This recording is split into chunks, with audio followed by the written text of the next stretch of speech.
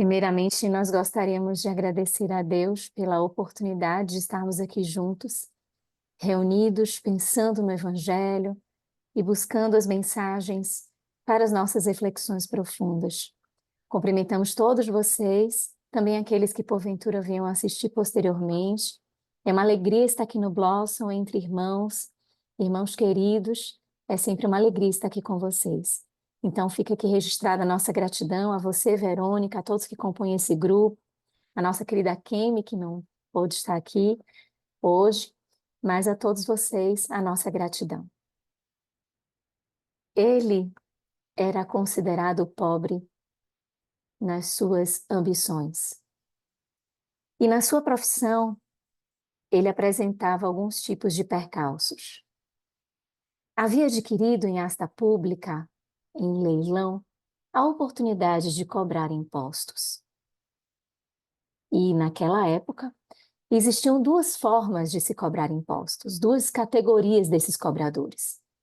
Uns que cobravam indistintamente, tanto os altos impostos quanto os mais baixos, e o outro grupo que só podia cobrar os mais baixos impostos.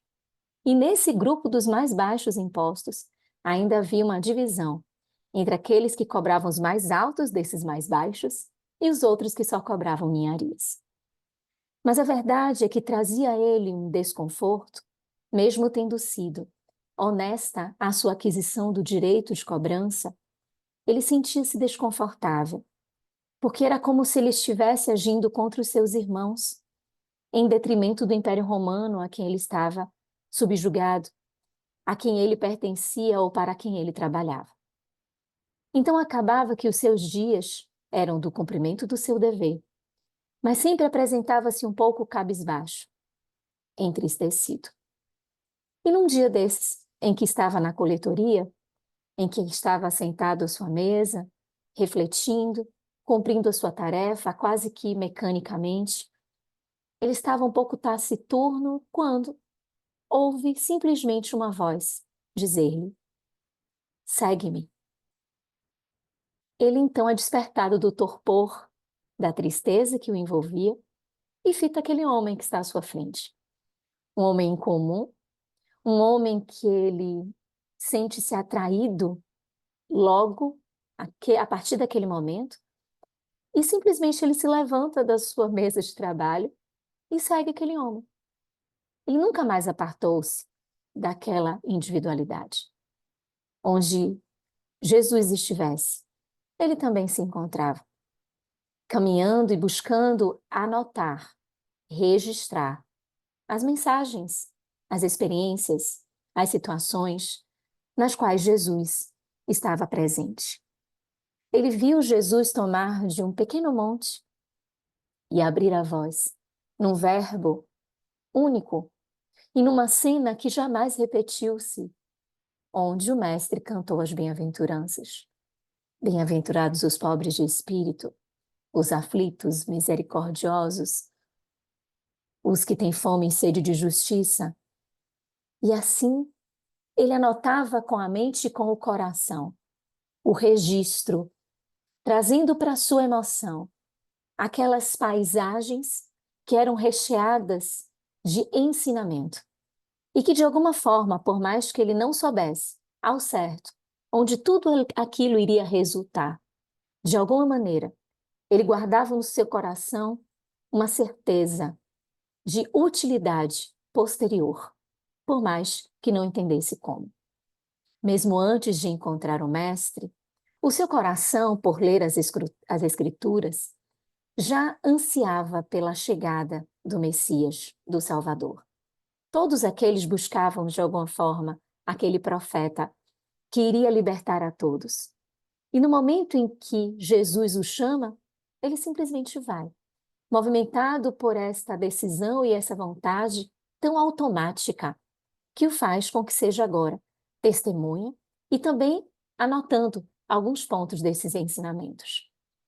Ele presta muita atenção no sermão profético, porque o sermão profético de Jesus trazia detalhes sobre um tempo posterior, sobre uma fase, uma etapa nova, que ele não sabia ao certo e talvez simbolizasse um futuro um pouco longínquo, mas que ele prestava atenção naquelas profecias que estavam revestidas de advertências, revestidas de aconselhamentos e de palavras graves que traziam estas lições como este cuidado comportamental para aqueles que tivessem a oportunidade de se defrontar com aquele texto.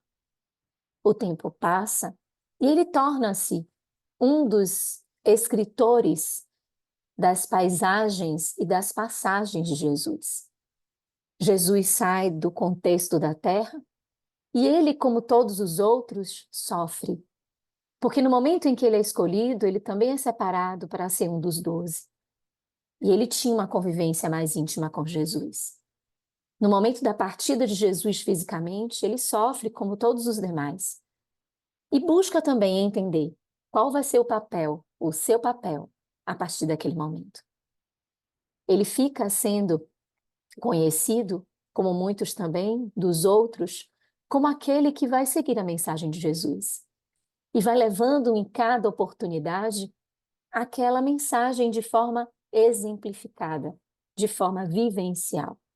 Até que chega o dia do seu testemunho, em que, queimado vivo, retorna ao plano espiritual. Esta singela narrativa, não com estas palavras, com palavras rebuscadas, belas e poéticas, essa narrativa consta do mais novo livro do espírito Amélia Rodrigues, esse livro aqui, O Essencial, que foi lançado no dia 5 de maio último, que é um livro psicografado pelo Divaldo Franco, da editora Leal, e é o último livro da benfeitora Amélia Rodrigues, segundo o seu próprio anúncio, dessa série que ela nos traz, as mensagens e a vivência do Evangelho.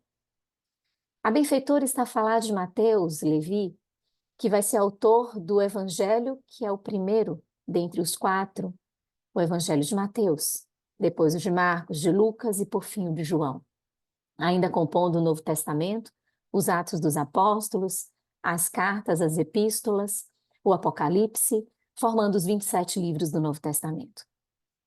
Quando a benfeitora destaca essa passagem, ela também recua em uma das outras páginas aqui, em O Essencial, dizendo que estes que foram destacados para serem os 12, eles haviam trilhado uma oportunidade de treinamento.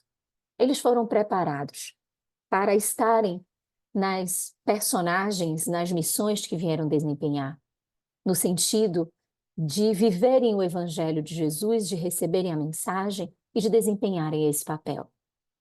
Eles tinham uma afinidade, alguns entre si, outros já haviam vivenciado experiências no passado e vinham agora nesse conjunto para, numa letargia inicial, apresentarem-se como pessoas que não tivessem talvez um despertamento para as questões espirituais, mas que, quando convocados por Jesus, iriam aceitar esse convite de forma avassaladora, como assim fizeram, aderindo, buscando, seguindo e dando as suas vidas para representar a mensagem do Evangelho. E ficamos refletindo sobre esse ato, sobre Jesus chegar no ambiente do trabalho de Mateus e dizer: segue-me. E Mateus largar tudo, deixar tudo e segui-lo. Quando olhamos assim hoje, de fora, depois de tanto tempo, podemos até pensar que seria uma atitude fácil. Por quê? Porque era o Messias, ora, era Jesus. Jesus chamando, quem é que não iria? Mas ele não sabia que era o Messias. Ele não sabia que era Jesus. Mas, de outro lado, ele sente um magnetismo e um reconhecimento daquela voz na acústica de si mesmo. Como se identificasse aquele chamado. E o Espírito Amélia Rodrigues diz que assim o foi. Mas outras personagens também se encontraram com Jesus. E também foram convidadas por ele. Como o jovem rico, a quem ele convida para que siga com ele. Para que ele encontre o reino dos céus, seguindo os passos, deixando tudo e seguindo ele, Jesus. E ele não faz, ele não adere. Ele não manifesta a vontade no sentido de seguir Jesus. E depois, nas corridas de bigas, nas competições, ele acaba desencarnando, perdendo a existência. E só tempos depois, aderindo a mensagem do Cristo na vivência e na prática. Maria Madalena, por exemplo, tem a oportunidade de encontrar-se com Jesus e a sua decisão vem após um certo tempo. Ela o encontra, matura, desprende-se de tudo e vai ao encontro dele.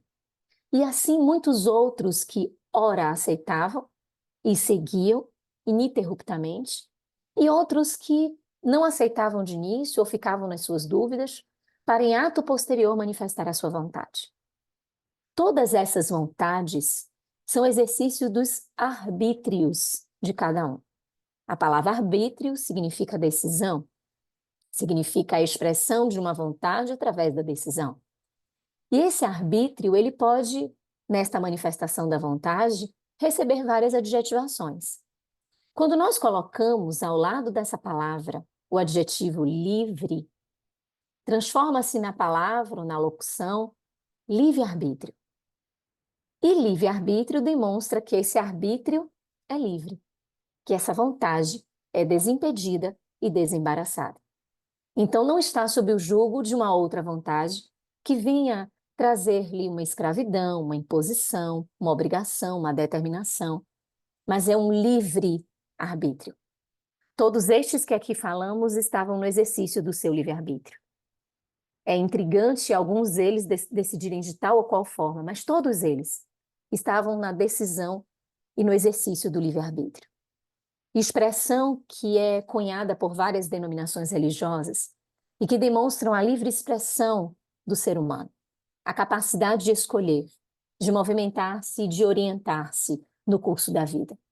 Trazer as suas próprias decisões, ter a liberdade para escolher. Escolher os seus caminhos, os seus rumos, a sua história. De que forma a sua história vai ser grafada. Quando trazemos esta palavrinha para a doutrina dos espíritos, ela ganha um peso. Um peso porque está jungida a uma lei. Se formos ao livro dos espíritos, na terceira parte, que são as leis morais, encontraremos livre-arbítrio dentro da lei de liberdade.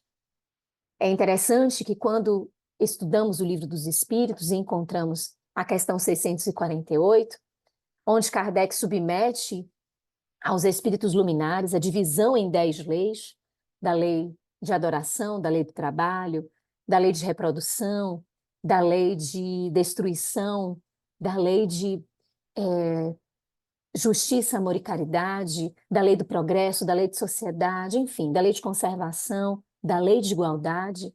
Quando ele submete todas essas leis, ele diz que a última, que é a lei de justiça, amor e caridade, ela é a mais forte por trazer a evidência prática para aquele que vivencia.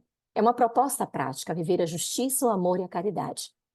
E no momento em que Kardec organiza essas leis, ele coloca a lei de liberdade como a penúltima lei.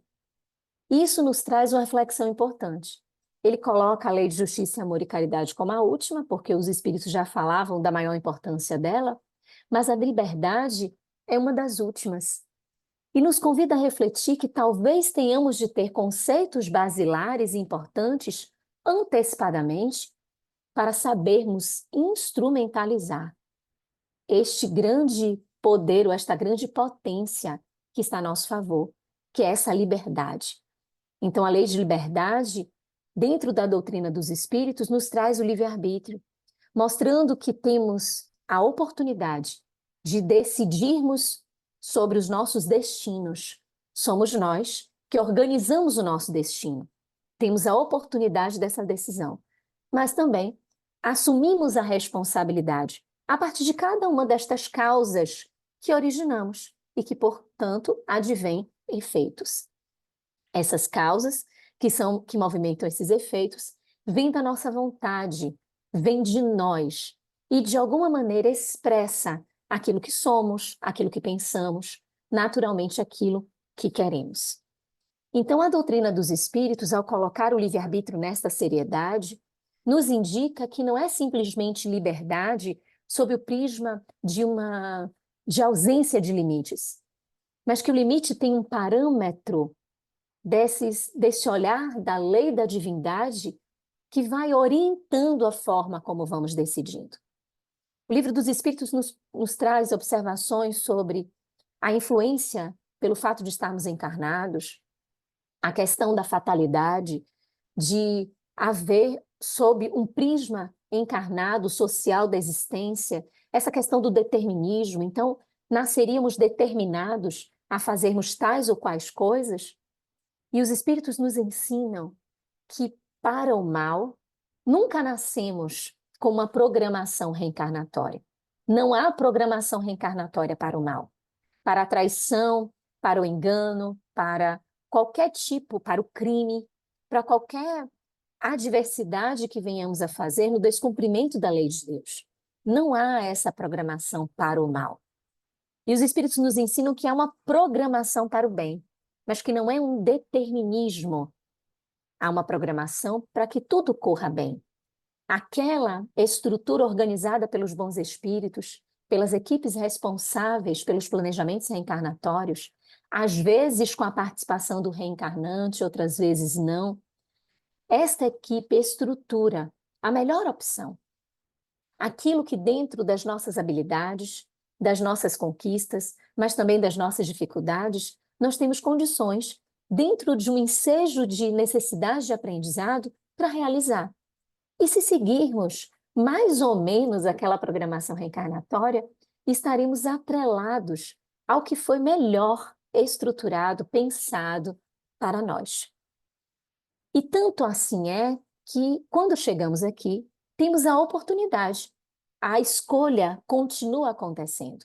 É bem verdade que algumas situações mais gerais, da família, daquelas pessoas que vão estar no nosso entorno, que vão compor a nossa realidade familiar, que vão nos chegar de diversas formas em diversos tempos, é bem verdade que esses aspectos gerais estão estabelecidos dentro dessa programação reencarnatória.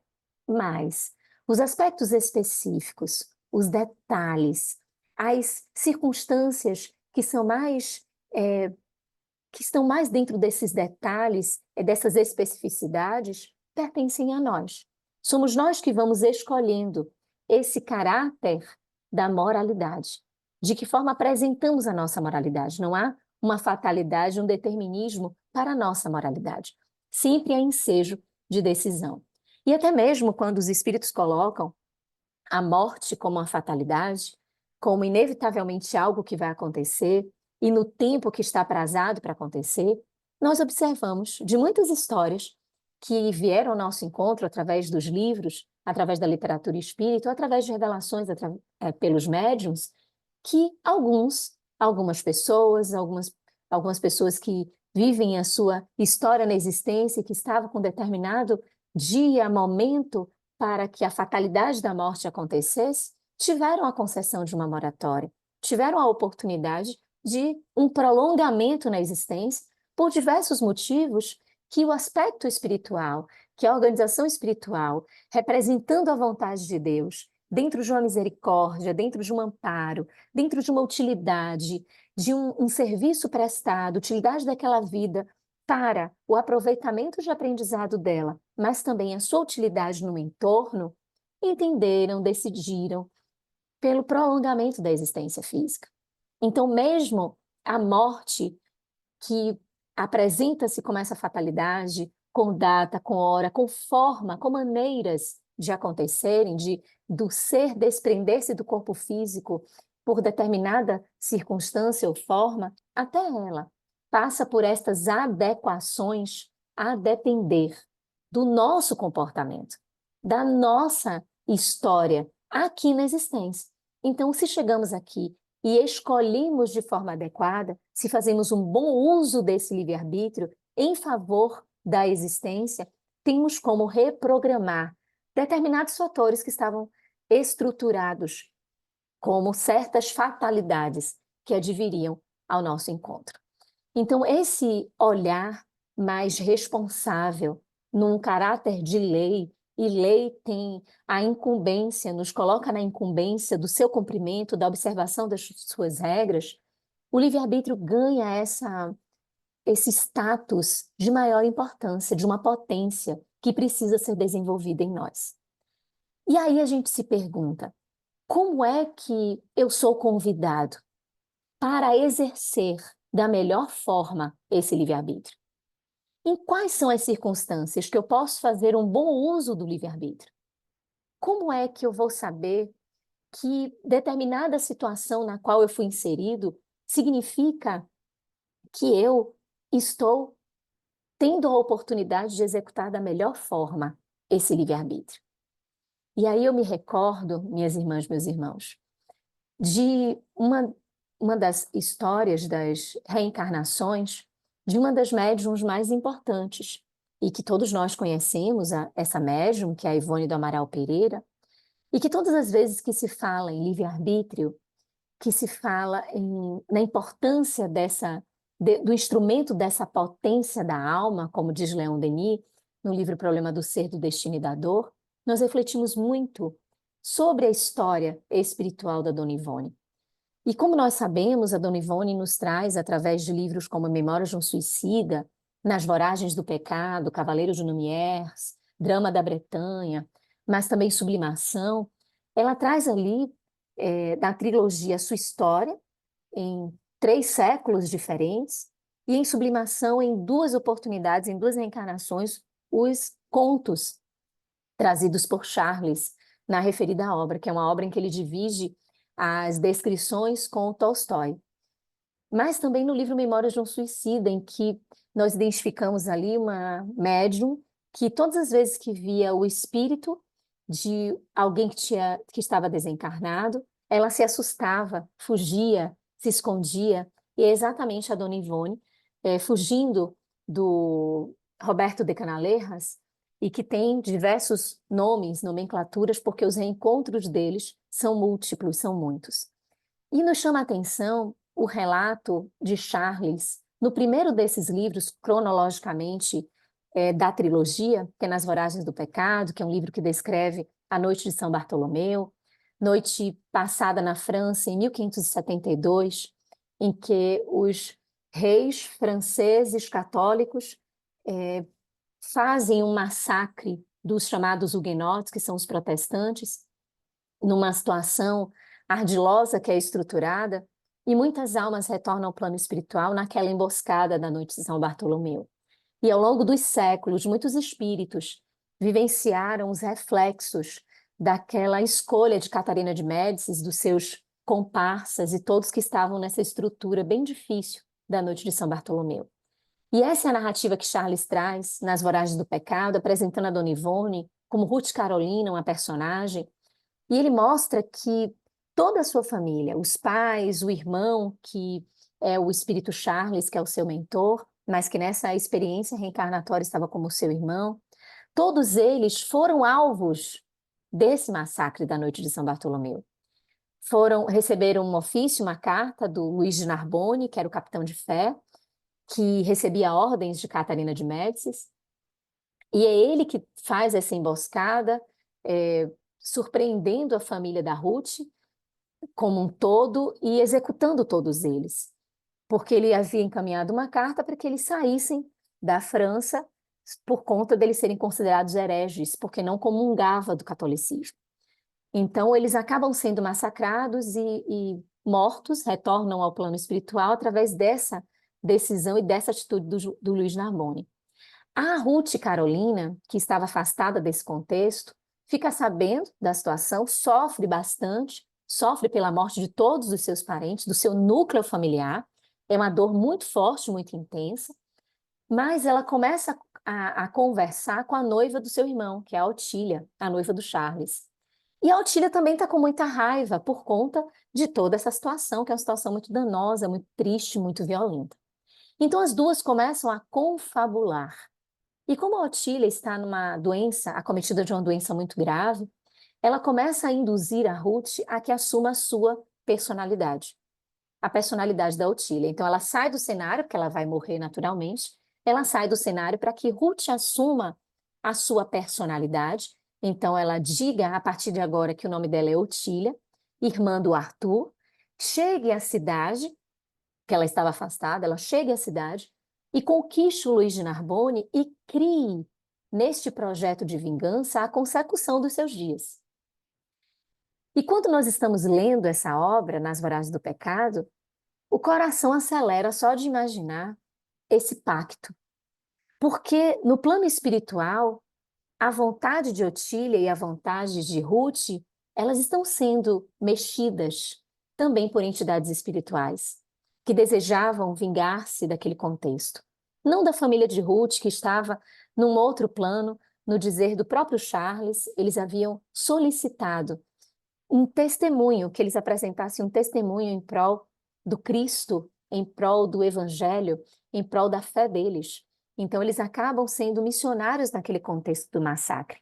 E até uma nota de rodapé, o Charles coloca que nem todos que estavam envolvidos naquela noite estavam nessa constituição. Muitos estavam em provas e em expiações. Mas o fato é que esse contexto dessa conversa tão importante, nós que estamos lendo ficamos torcendo assim, não faz a vingança. Não entra nisso. E minhas irmãs, meus irmãos, é um instante apenas.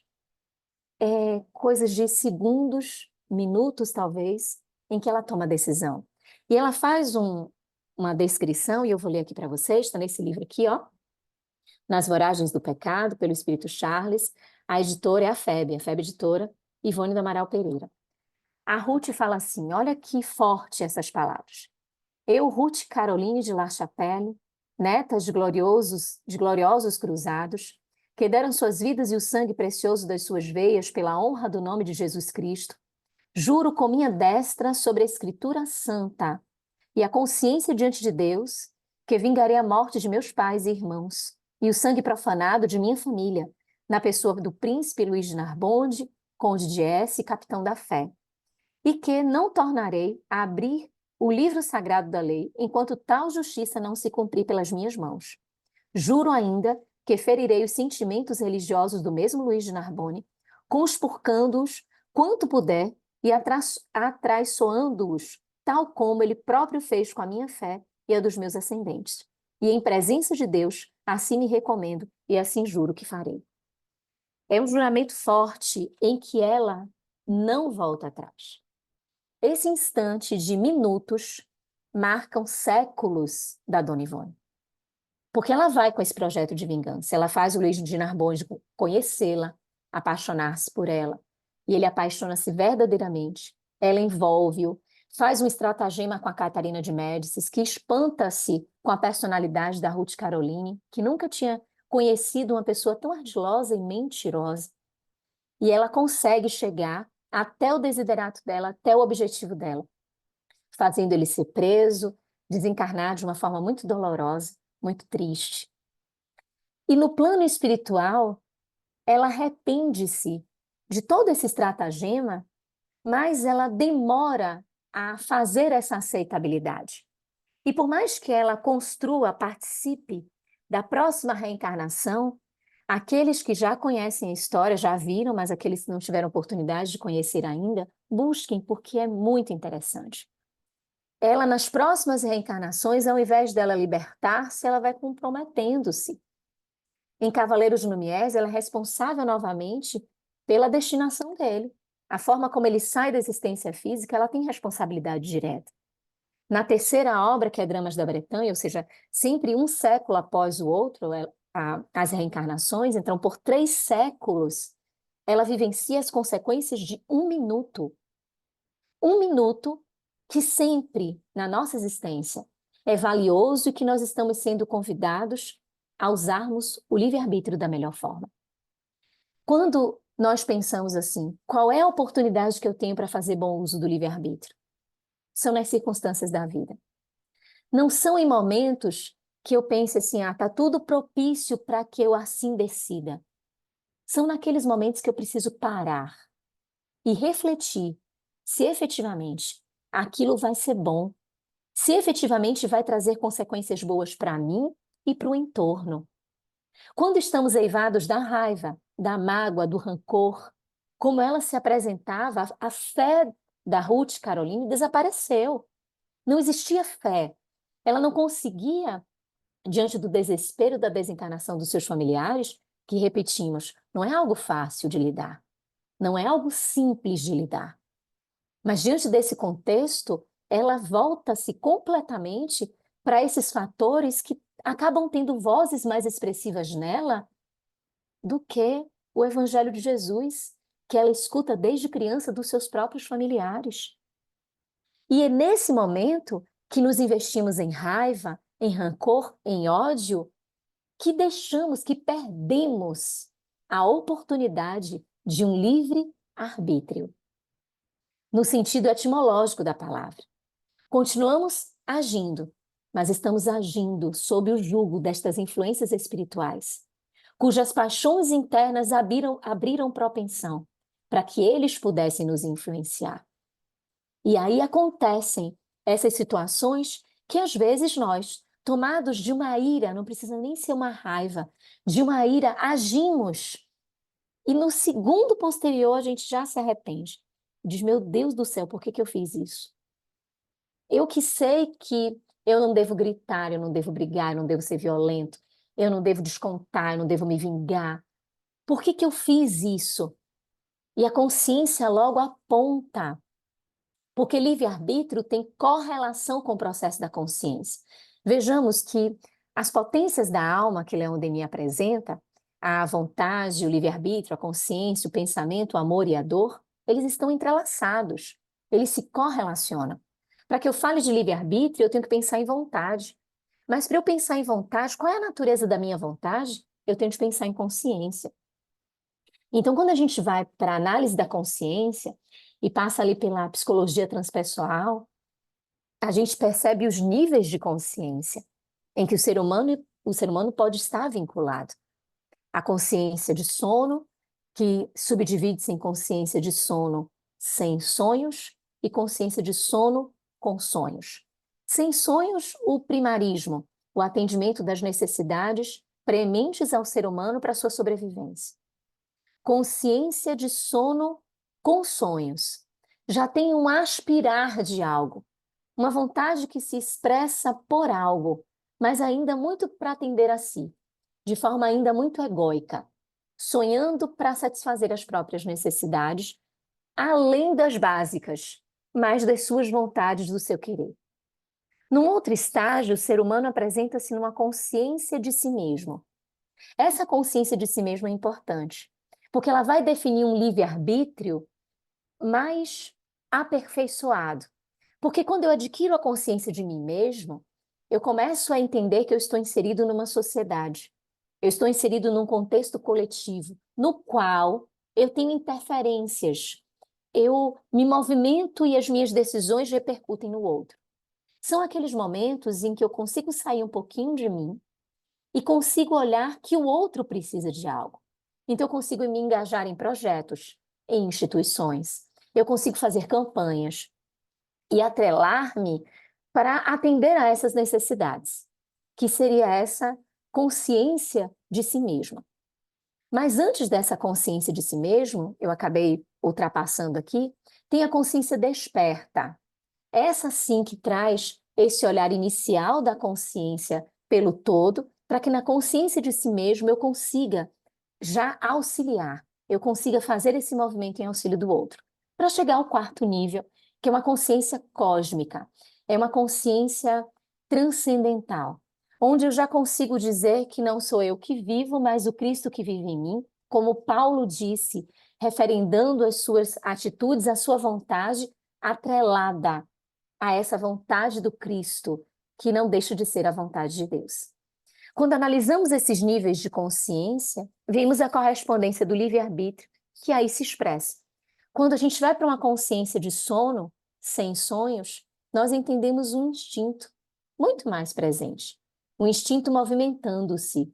Ah, é a lei divina? Sim. Talvez ali não exista uma liberdade tão grande, porque não há consciência. Se não há consciência, é mais um automatismo, mas no sentido do primitivismo, um automatismo dentro do que me é necessário para sobreviver, para reproduzir, para me defender. À medida que eu avanço para essas consciências que intercalam a consciência de sono e a consciência cósmica, ou seja, a consciência desperta e a consciência de si mesmo, eu já vou caminhando para essa percepção do exercício da liberdade. Eu já vou querendo e já vou sendo responsável pelo uso que eu dou a esse livre-arbítrio. E à medida que eu escolho acertadamente, naturalmente eu estou fazendo esse processo de um bom uso do livre-arbítrio. Mas quando eu chego neste último nível, que é o nível da consciência cósmica, eu percebo que há uma junção entre a vontade da divindade e a minha vontade. A gente percebe nesse contexto que, efetivamente, as leis de Deus estão inseridas em nossa consciência, e aquele que tem a consciência cósmica tem essa consciência ampliada para entender a vontade de Deus e, por um processo de maturidade psicológica, atrelar a sua vontade à vontade de Deus. Mas isso sem o olhar limitativo que muitas vezes nós possamos imaginar. Por não estarmos nessa consciência cósmica, nós pensamos assim, atrelar a vontade nossa à vontade de Deus é não ter livre-arbítrio. Só que este é exatamente o ponto da maturidade deste livre-arbítrio que alcançou um desprendimento tanto do si para abarcar o todo, que envolve, em verdade, o si, o outro e o próprio Deus. É essa mesma ideia que Jesus nos traz de amar a Deus sobre todas as coisas e o próximo como a si mesmo. Atrelar-se nessa tríade e viver essa comunhão. É o que nós olhamos nos bons espíritos quando eles adequam, vinculam-se à vontade de Deus. E a gente não pensa que o Dr. Bezerra de Menezes, o espírito Joana de Ângeles, André Luiz, que eles estejam sobre um cabresto, indicando que eles devem fazer determinadas responsabilidades, que eles devem cumprir com determinados deveres, que eles devem realizar determinadas tarefas. Identificamos livres na sabedoria que o exercício da liberdade é escravizar-se à vontade de Deus. Apenas num trocadilho de palavras, mas demonstrando que essa percepção é de tal forma ampliada que eles entendem pela vivência e pelas sucessividades das experiências que o melhor para si é escolher o que Deus escolhe para a gente, porque eles já vivenciaram de tal forma que eles percebem que aquilo que Deus escolhe para a gente sempre é o melhor. E atingem esse patamar de vivenciarem essa experiência de que já não sou eu mais que vivo, é o Cristo que vive em mim. Eu sou a carta viva do Evangelho. Eu sou um missionário. Eu sou aquele que vivencia as palavras e os ensinamentos do Evangelho e as lições, as lições que extraímos das leis divinas. Naturalmente, nós nos perguntamos, passando por esse painel que nós apenas trouxemos aqui como um exemplo, porque quando a gente falou da Dona Ivone na roupagem da Ruth, é para que a gente reflita que toda oportunidade é oportunidade da gente bem decidir. Ela poderia ter mudado a sua história, o curso da sua história, se a sua consciência da religiosidade tivesse uma raiz mais aprofundada.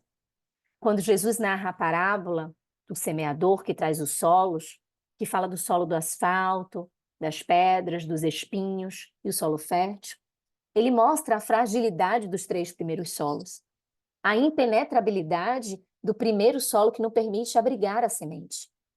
Mas os outros 2, que estão nesse processo da consciência, do desperto e da consciência de si mesmo, ainda vacilam, ainda têm as tergiversações, ainda oscilam nas suas decisões, sendo a semente que cai no asfalto a consciência de sono, o solo fértil uma consciência cósmica. E esses 2 solos de pedras e de espinhos, esses 2 níveis de consciência. Vejamos que quando Jesus apresenta isso para a gente, esses 2 níveis do meio apresentam essas dúvidas. Ora agem de uma forma, outra hora agem de outra. Porque não tem a raiz fincada, fortalecida para extrair os nutrientes que vão engrandecer o coração, que vão engrandecer a fé e permitir uma força para superar as adversidades. Então, por isso, há um fraquejamento, há uma quebra e há um comprometimento. Naquele momento em que pese religiosa, no sentido de uma roupagem protestante, e que era, salvo engano, mais calvinista, naquele contexto, ao invés de deixar-se envolver pela religiosidade, essa religiosidade não tinha uma penetrabilidade profunda, não tinha uma raiz que se fincava, porque diante do sol quente, da adversidade, da dor, a raiz secou e ela rendeu-se à raiva, às situações mais de mágoa, de vingança, e não fez um bom uso do seu livre-arbítrio, definindo os 3 próximos séculos, quando eles, inclusive, apresentam 2 reencarnações de suicida, onde ela vivencia 2 experiências suicidas. E depois da última experiência, como tendo retornado através do suicídio, é que ela vem como a Dona Ivone do Amaral Pereira e faz a sua trajetória linda de construção, de ascensão, em que ela tem a oportunidade de dizer no livro Recordações da Mediunidade, em que ela não vai mais permitir-se equivocar. Ela não fala isso como uma forma de vaidade, de orgulho, como se ela estivesse acima de quaisquer desafios da existência. Mas ela diz, daquilo que eu tenho consciência, eu não permitirei mais errar. Então, é esse o convite, minhas irmãs, meus irmãos, para que em cada situação da vida, nós identifiquemos que aquele ali, aquele momento, pode repercutir séculos à frente.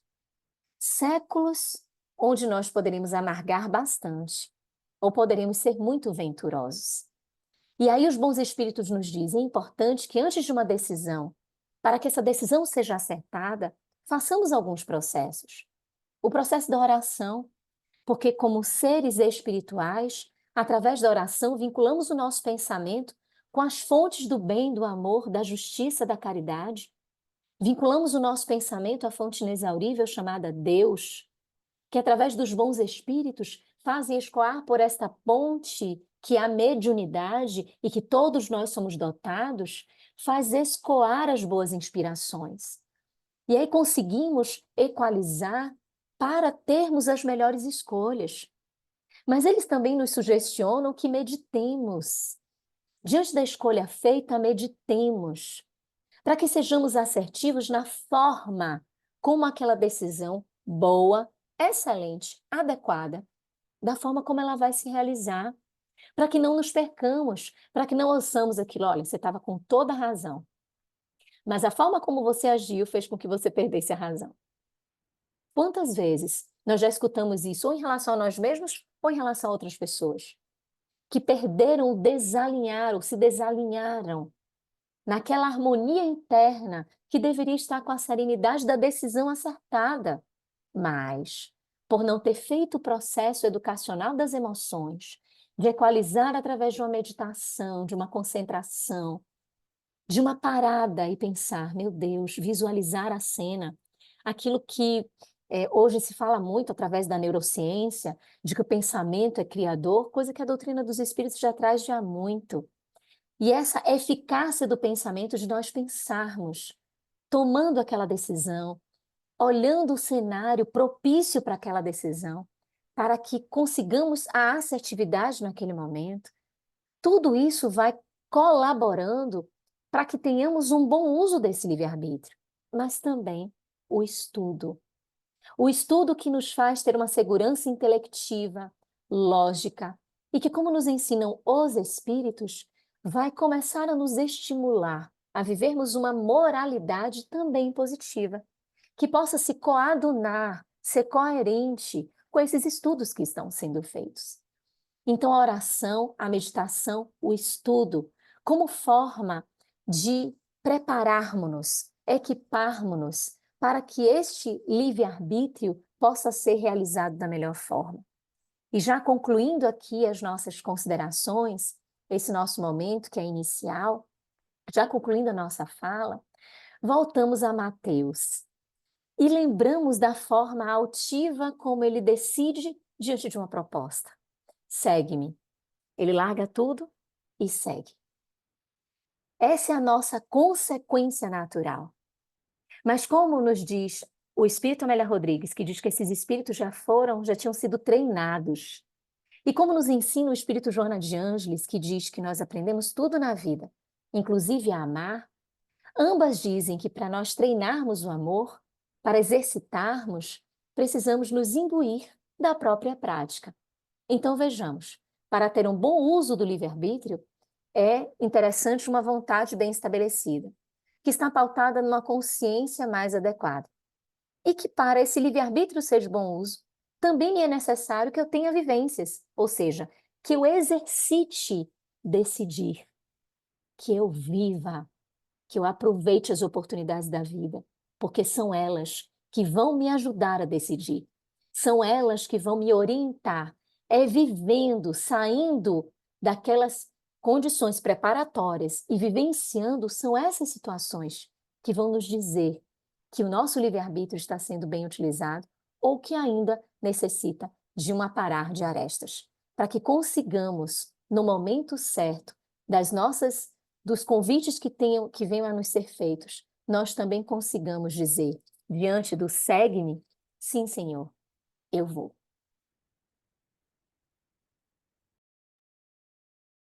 Que lindo, Luiziane. Palestra maravilhosa. A pergunta que tem é uma pergunta minha. Você colocou dois exemplos de livre-arbítrio.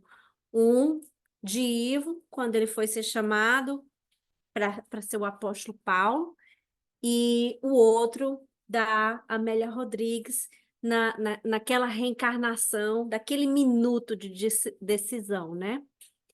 É, a minha curiosidade é quando a gente está no efeito manada, né? E o efeito manada não só da multidão, não só da multidão que adentra um plenário, ou da multidão que vai crucificar, mas no âmbito do trabalho, né? Quando você está naquela coletividade. E que você, de uma certa forma, é impulsionado a fazer uma coisa que muitas vezes a sua consciência até clama, mas porque está ali naquele ambiente de trabalho, você vai e faz. Como é que como é que fica a parte mental e espiritual nesse trâmite, né? Dessa coletividade com relação ao livre-arbítrio? É importante que nós sempre lembremos que quando falamos de justiça e que falamos de consequências dos nossos atos, esse é um processo da consciência. Se nós fizermos um exercício apenas de significados para nos auxiliar na interpretação, se nós pegarmos o Livro dos Espíritos, o Evangelho segundo o Espiritismo, e onde está lá escrito Deus, Deus fará, Deus sabe, Deus nos traz determinadas situações, as consequências. Se nós trocarmos essa palavrinha Deus por consciência, nós entendemos a participação nossa em todo esse processo. Entendemos que Ele está em nós, porque Ele está em nossa consciência, e a gente percebe também que à medida que a gente exercita qualquer prática vivencial, a gente tem essa correspondência de prestar contas a essa consciência. Então, um primeiro passo é esse olhar, de que os nossos feitos, nós temos de lidar é conosco mesmo. Quando nós desencarnamos ou quando nos arrependemos aqui de algum ato que nós fizemos, é conosco mesmo que temos de lidar. E isso é que é mais forte, isso que é mais intenso. E é por isso que os bons espíritos sempre nos alertam à medida da prevenção, para que meditemos e qualifiquemos os nossos atos antes mesmo de decidirmos, para que tenhamos decisões mais acertadas, mas em que eles nos alertam também que vivamos para não deixarmos, não vivemos só deveria ser, então eu não vivo porque deveria ser, e aí eu não estou vivendo a existência. No aspecto coletivo, isso fica muito proeminente. Por quê? Porque quando eu estou na coletividade, e a gente vê isso muito com as crianças, né? Quem tem filho, quando a criança está sozinha, ela tem um comportamento. Quando ela está com as outras crianças, ela ganha coragem para fazer tudo o que a gente está dizendo que é para ela não fazer, até mesmo desobedecer, enfim, até se machucar, justamente porque está no coletivo. É a força do coletivo. Isso acontece com a gente. Decisões que nós temos receios de que sejam tomadas na individualidade, a gente acaba tomando no coletivo. Mas não estamos apartados das consequências daquela decisão que nós tomamos. Por mais que seja, foi sob influência. Quem se permitiu a influência? Quem aderiu àquele coletivo? No livro Roteiro, nós encontramos 2 páginas de Emmanuel falando sobre afinidade e sintonia. Afinidade como uma coisa mais constante, sintonia como uma coisa mais fugaz. Eu posso me sintonizar agora, daí a pouco eu não estou mais sintonizado. Mas afinidade sendo uma coisa mais permanente. Eu tenho afinidades, eu tenho espíritos que me acompanham encarnados e desencarnados pela lei de afinidade. E tem aqueles que eu me sintonizo, também encarnados ou desencarnados, que são aquelas ligações mais rápidas para alcance de um objetivo, para atender algum tipo de interesse. Nesses 2 capítulos, ele nos mostra a responsabilidade pelas nossas atitudes, porque muitas vezes nessa coletividade, isso simboliza o quê? Uma sintonia, uma afinidade. É a lei das afinidades, onde apenas estamos ganhando mais força. E temos de ficar muito atentos para a responsabilidade que temos para com os nossos atos e aquilo que a gente incita no outro. Porque se nós estamos na coletividade, existem pessoas que estão observando os nossos gestos e às vezes entram naquele comportamento porque ali nós estamos também. Então, olha o cuidado que a doutrina dos espíritos nos traz para que reflitamos sobre essa responsabilidade do exercício do livre-arbítrio. Eles também sinalizam, e isso é importante que nós vejamos, o tempo todo a misericórdia divina, o tempo todo. O abrandamento de todas essas consequências que nós achamos às vezes que é uma matemática fria. Eu fiz 2, eu pago 2. Eu fiz 10, eu pago 10. E a gente percebe que não é essa conta. Eu fiz 2, mas se eu aprendo a lição vivenciando o meio, tá ok.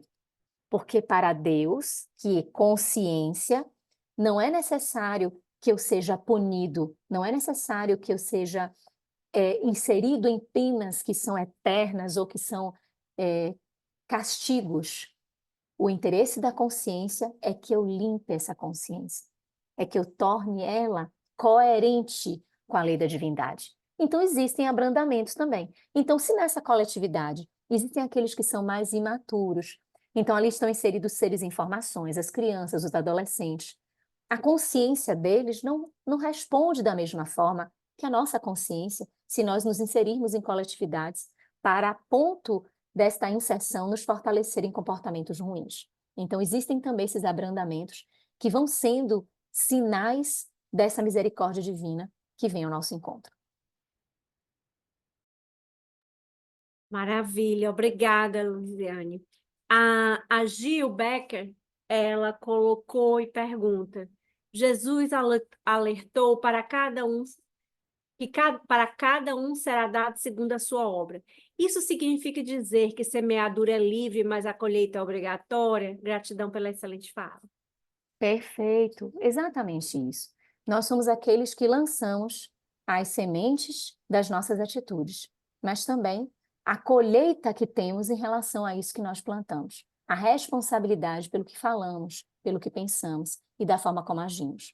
Quando Paulo disse que nós estávamos sob a nuvem de testemunhas, é interessante que nós pensemos essas nuvens de testemunhas não somente àqueles que são desencarnados e que estão olhando os nossos passos e que estão averiguando e estão nos conduzindo a partir desses passos, mas também os encarnados e a repercussão que isso tem nas suas vidas. Então, nós somos responsáveis pelas consequências que advêm daquilo que nós implantamos como ideal, como vontade.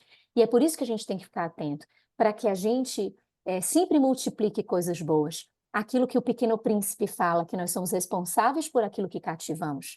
Que nós cativemos coisas boas, que as pessoas que passem pelas nossas vidas digam assim, puxa, que interessante isso que eu colhi dela, que a gente sempre está colhendo algo que vem do outro. A nossa individualidade, ela é forjada a partir das convivências, não só do que nós tivemos em família, com os nossos pais, com a família nuclear ou a família que formamos, mas na sociedade, pelas pessoas que passaram pelas nossas vidas, ou as pessoas que chegaram e ainda estão, ou ainda aquelas que advirão. Tudo isso é a magia da convivência. Então, que nós nos predisponhamos a cativar o melhor, a sermos os melhores no cativar do outro, no estimular o outro, para que através das nossas ações, dos nossos comportamentos, a gente possa espalhar coisas boas. Maravilha. Alguém tem mais alguma pergunta? Tem uma observação da Ângela. que É, ela colocou assim, na coletividade, no ambiente de trabalho, às vezes não é afinidade, mas a relação de poder que impera sobre a minha ação. Perfeito. Mas também que a gente observe, quando eu digo afinidade, não só porque a gente foi, eh, no sentido de se movimentar para escolher. A gente escolheu antes a partir de um ideal que a gente tem, de uma vontade que a gente tem no exercício daquela função, daquela atitude. Então, é afinidade nesse sentido também. Mas no momento que está ali a relação de poder, como a Ângela descreve, as coisas ficam mais intensas mesmo. E exige um olhar daquele que está sob a, as decisões de outrem, aquilo que não agrida a individualidade, aquilo que não agrida, inclusive, as leis divinas, porque vai sempre existir esse parâmetro para nós. O outro pode até desconhecer que existe um parâmetro divino, que existe uma lei divina, pode até desconhecer, mas nós não temos como ignorar. Então, vai chegar um ponto que nós temos também uma escolha a ser feita. Vai chegar um instante de um limite para que nós também decidamos, contrariamente a este poder que está sobre nós. Então, também este poder tem um certo limite para nós aderirmos, desde que ele não nos obrigue a fazer coisas que estejam contrárias à nossa dignidade, à nossa condição moral. muito bem. Então, se ninguém tiver mais nenhuma pergunta, Luiziane, você poderia fazer as considerações finais e a prece de encerramento? Claro que sim. Primeiramente, agradecer a todos vocês pela oportunidade de estarmos aqui juntos. Como eu disse no início, é uma alegria estar aqui com essa família do Blossom. Me sinto muito à vontade, me sinto com corações amigos e fraternais, nesse bate-papo que aqui tivemos, para que a gente pudesse eh, buscar dessas palavras dos bons espíritos, desses livros, dessas informações que eles nos trazem, algo de reflexão para nós. E acho que nessa mensagem final, o que mais fica, o que ficou para mim, é essa busca nossa por esse automatismo dos apóstolos, que diante do pedido de Jesus eles seguiram simplesmente. Automatismo que não é mecânico, que não é um instinto lá da consciência de sono, mas é um automatismo já forjado pela experiência. De tanto agir no bem, de tanto se exercitar em agir no bem e perceber que aquela forma dá certo, nós começamos a ter um automatismo do bem, que não se torna mecanicista, que não retira o nosso livre-arbítrio, que somente coloca ele numa alcunha de elevação. É o nosso aprimoramento. É para isso que nós estamos caminhando. Para Jesus nos convidar, diante das diversas situações da vida, dizendo assim, ó, perdoa. E nós vamos lá e conseguimos conceder a oportunidade para o outro e para nós. Ah, olha, releva. Olha, silencia. E nesses momentos, nós temos a coragem de dizer sim e não questionarmos esse amigo, mas por que sim? O porquê sim, nós já teríamos questionado antes nos nossos treinamentos.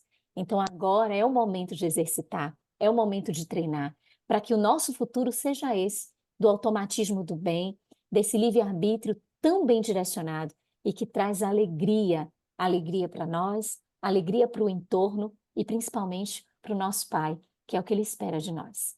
Gratidão imensa e vamos orar, agradecendo também a Jesus por essa oportunidade. Querido amigo de todas as horas, escutar o teu convite nos sensibiliza muito. Sabemos que esse convite já foi feito há tanto tempo, mas fazíamos ouvidos ilusórios, desfocados, desinteressados. Não prestávamos a atenção na doçura da sua voz e na profundidade das tuas lições.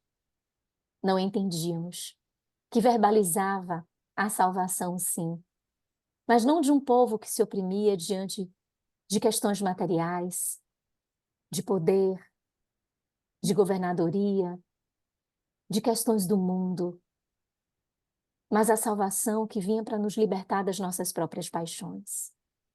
Ó Senhor, agora nos colocamos mais dispostos a escutar a sua mensagem e nos encantamos com o conteúdo do seu Evangelho. Por isso é que te rogamos que nos auxilie no exercício da coragem, do bom ânimo, da perseverança e da persistência, para que não desistamos diante dos obstáculos da vida.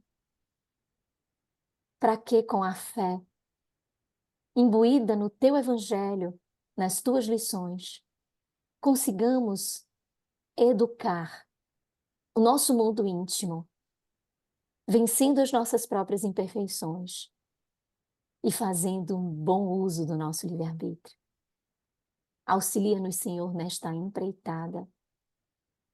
E te agradecemos desde já, por saber que estamos sempre acompanhados pelo anjo guardião, por espíritos protetores, por benfeitores espirituais, que sob o comando da tua decisão e da decisão e da vontade de Deus, eles estão sempre conosco, aguardando o momento da nossa aceitabilidade, respeitando o nosso livre-arbítrio, para que com eles nos vinculemos e que através de nós muitas coisas possam ser feitas em teu nome. Somos aqueles, Senhor, que aqui nos predispomos a este treinamento, a este exercício. Toma-nos pelas mãos e nos conduz nas lides da vida, nas oportunidades de levarmos o amor, de levarmos a paz, a fé, a esperança, a luz, o bem-estar, para que assim o ódio, a raiva, o rancor, o mal partam em retirada dos nossos corações. Fica conosco, Mestre, abençoando a todos que aqui estamos, bem como os seus e os nossos familiares. Abençoa também a todos que não puderam estar aqui, a todos que estarão conosco posteriormente. E abençoa esta casa, o Blossom, os seus trabalhadores, para que eles possam seguir firmes e timoratos. Gratidão imensa por tudo, Senhor. Assim seja.